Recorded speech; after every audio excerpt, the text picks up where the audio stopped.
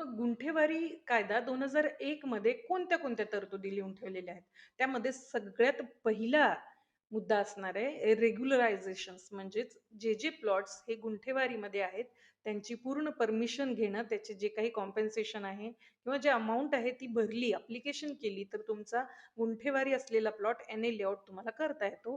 हे लिहिलेलं आहे गुंठेवारी कायदा 2001 मध्ये. त्याच्यासाठी तुम्हाला एक अर्ज करावा लागतो आणि त्या कायद्यामध्ये 3 मुद्दे आहेत. ते म्हणजे रेग्युलरायझेशन म्हणजेच तुम्हाला कायदेशीर परवानगी मिळते.